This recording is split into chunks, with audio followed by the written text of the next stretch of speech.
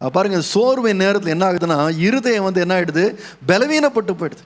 பலவீனப்பட்டுருச்சுன்னு சொன்னால் நம்முடைய சிந்தனை, நம்முடைய திட்டமிடுகின்ற காரியம். இங்கே நான் வருத்தத்தோடு சொல்லுவேன், சில பேர் வந்து என்ன பண்ணிட்டாங்கன்னா சோர்வு நேரத்தில் உண்மையாகவே தாங்க தற்கொலை பண்ணிக்கிட்டாங்க. அந்த நேரத்தில் அவங்களால என்ன பண்ண முடியலன்னா சரியான தீர்மானம் எடுக்க முடியல, அவங்களால என்ன பண்ணணும்னு தெரியல. ஆகவே அவங்க இருதயம் என்ன சொல்லிச்சுன்னு சொன்னால் நீ செத்து போயிடு. ஆகவே எதையோ ஒன்றை பயன்படுத்தி அவங்களே அவங்க கெடுத்து கொண்டாங்க, அவங்களே கொலை பண்ணி கொண்டாங்க. அப்படி நிறைய சூழ்நிலை நான் பார்க்குறோம்.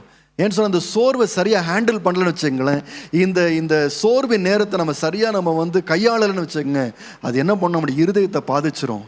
இருதயத்தை வந்து அது கெடுத்து போட்டுரும், பலவீனப்படுத்திடும். அப்படின்னா தவறான தீர்மானங்கள் எடுக்க அது நம்ம தள்ளிடும். சோர்ந்து போகாமல் இருக்க முடியாது. நிச்சயமாக எல்லாருக்கும் சோர்வு வரும், நம்ம எல்லாருக்கும் வரும், எனக்கும் வருகிறது, நம்ம எல்லாருக்கும் வருகின்றது. ஆனால் அந்த சோர்வை தேவனுடைய பிள்ளைகள் ஜெபத்தின் வாயிலாக அதை கரெக்டாக ஹேண்டில் பண்ணணும்.